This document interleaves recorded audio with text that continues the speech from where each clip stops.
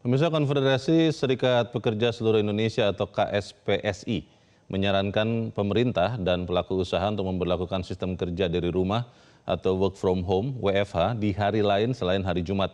Pasalnya sistem WFH di hari Jumat justru berpotensi untuk dianggap sebagai libur panjang di akhir pekan. Jadi kami mendukung keputusan pemerintah untuk membuat WFH. Tentu ini sudah dihitung matang berkaitan dengan cadangan energi. Hanya memang menjadi pemikiran kami adalah serikat pekerja, kalau dilakukan hari Jumat jangan sampai menjadi libur panjang di akhir pekan. Nah, itu yang agak repot, malah kan membuat energi makin boros. Dan bagaimana sebaiknya pelaku usaha menanggapi imbauan WFH satu kali dalam sepekan dari Kementerian Ketenagakerjaan ini?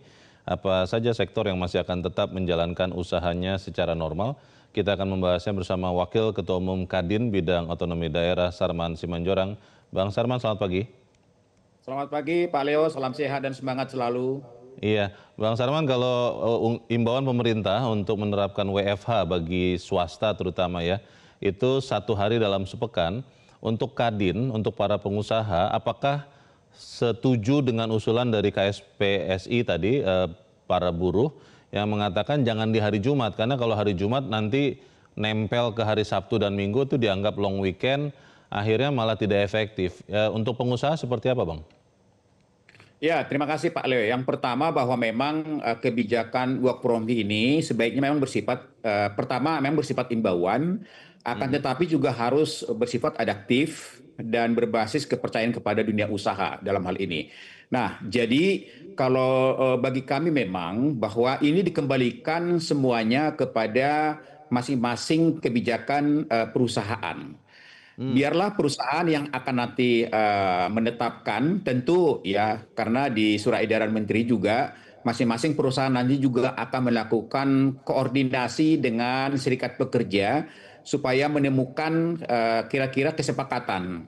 Itu yang pertama. Yang kedua, kita berharap bahwa kebijakan work from home ini tidak sama sekali mengurangi produktivitas daripada tenaga kerja kita maupun target-target daripada pengusaha. Sehingga kita harapkan bahwa sekalipun ada work from home, tidak mengganggu target-target pekerjaan di perusahaan masing-masing. Nah, untuk itu memang apa yang menjadi harapan tadi itu perlu dilakukan koordinasi di masing-masing perusahaan. Kira-kira hari apa yang pas? Apakah di antara hari Selasa sampai dengan hari Kamis misalnya? Ya, kami juga sepakat bahwa kalau hari Jumat itu jangan sampai nanti itu dimasukkan seperti kita long weekend. Malah mobilisasi masyarakat banyak dan itu malah menyimpang daripada target daripada pemerintah. Karena target pemerintah kan bagaimana kita mulai mengantisipasi menghemat BBM gitu loh. Jadi ini saya rasa ini perlu juga diantisipasi oleh pemerintah dalam hal ini. Kalau perusahaan yang memang sama sekali tidak bisa melakukan WFH karena sifat pekerjaannya yang mengharuskan memang ada di lokasi, mungkin misalnya butuh alat yang tidak mungkin dilakukan di rumah, itu pengusaha atau Kadin melihatnya seperti apa, Bang? Ya, tentu memang kita lihat ya bahwa masing-masing sektor itu memiliki kriteria sendiri ya. Jadi ada memang di satu perusahaan itu tidak semua bisa melakukan work from home. Ada divisi-divisi tertentu. Bahkan mungkin sektor-sektor UMKM kita itu banyak yang tidak bisa melakukan work from home. Katakanlah mungkin seperti restoran, kafe, transportasi, hotel, bahkan perbankan, itu sama sekali tidak mungkin mereka melakukan work from home. Tapi mungkin di industri-industri perusahaan-perusahaan besar, apa mungkin di kantor pusat, ya, atau mungkin yang bersifat administratif, atau mungkin yang bersifat pengawasan atau pelaporan, kemungkinan itu bisa melakukan work from home. Tapi memang perlu juga dilakukan bahwa work from home ini jangan sampai dikategorikan bekerja santai gitu kan ya. Makanya kami dulu kan menyampaikan kepada pemerintah bahwa narasi mengurangi jam kerja itu harus diluruskan bahwa kita tetap narasinya adalah tetap jam kerja itu 5 hari. Hanya ada sebagian yang bekerja dari rumah, ada yang dari kantor. Jadi ini harus diluruskan juga. Kemudian yang paling penting juga adalah bahwa biarlah perusahaan nanti yang menilai divisi-divisi mana yang memang bisa mereka bekerja di rumah Ya, tanpa ya, mengurangi daripada produktivitas ya. daripada perusahaan, gitu Pak Leo. Kalau ini kan tujuan awalnya pemerintah mengusulkan atau memberlakukan WFH 1 hari dalam sepekan termasuk kepada swasta adalah untuk mengurangi konsumsi BBM ya. Kalau tidak salah begitu yang dikatakan pemerintah. Nah, Kadin melihatnya ini apakah memang sesuatu yang dalam tanda petik harga mati atau memang harus dievaluasi secara waktu ke waktu supaya kemudian dilihat kalau memang ternyata efektif mungkin bisa dilanjutkan atau bahkan ditambah atau kalau tidak efektif ya dikembalikan lagi ke normal. Usulan Kadin seperti apa, Bang? Ya, jadi memang kan kalau kita lihat kan pemerintah memiliki satu target bahwa dengan adanya work from home ini ya diprediksi kita bisa mengurangi konsumsi BBM itu sekitar 20%. Nah, Hmm, tentu memang kita berharap ini dievaluasi. Ya, tentu ya, bagi pengusaha kan saat ini Leo, kami kan baru menerima SE itu kan baru hari Minggu yang lalu ya. Jadi oh, kemungkinan mulai hari inilah pengusaha-pengusaha melakukan koordinasi dengan serikat pekerja masing-masing mm-mm, untuk katakanlah mendapatkan suatu masukan kira-kira apakah memang satu perusahaan itu bisa menerapkan apa yang menjadi himbauan pemerintah mm, ataupun kalau ada divisi-divisi mana. Nah, disinilah mm, nanti kita lihat efektivitasnya. Pertama mm-mm, ASN kan sudah diputuskan itu hari Jumat. Nah, sekarang ya, pelaku usaha mungkin mulai minggu ini mulai ada.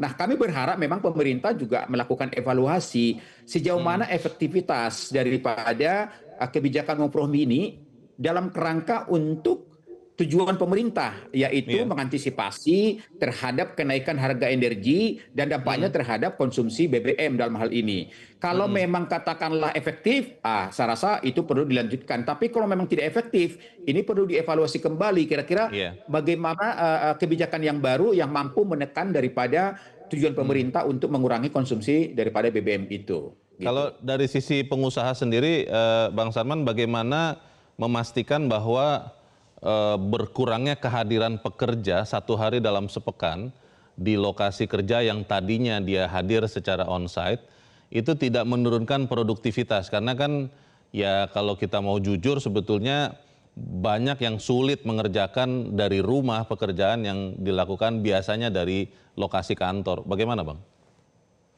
Ya, makanya kami sampaikan bahwa implementasi daripada kebijakan itu bagi dunia usaha itu dilakukan secara adaptif dan Hmm, terukur dan mempertimbangkan kondisi real di lapangan agar iya. tetap menjaga produktivitas dan keberlangsungan dunia usaha. Jadi artinya Hmm, bahwa memang disinilah kami sangat berharap dan kami bersyukur bahwa pemerintah ini sifatnya himbauan kepada dunia usaha, bukan hmm, bersifat kewajiban dalam hal ini. iya, Nah, iya, sehingga fleksibilitas inilah yang dilakukan evaluasi oleh dunia usaha. Nah, tentu kalau kita lihat misalnya ya, pertama jangan sampai misalnya juga bahwa WFA ini juga akan berdampak terhadap daripada pertumbuhan ekonomi kita, Leo. iya, Karena pertama kita iya. lihat, ya kami sudah Mhm, sampaikan beberapa kali bahwa dampak daripada WFA ini juga akan berdampak kepada sektor daripada transportasi. Transportasi mhm, publik kurang penumpangnya, ojol mhm, kurang penumpangnya, kemudian UKM-UKM kita yang ada di berbagai gedung perkantoran, di gedung iya, pemerintahan,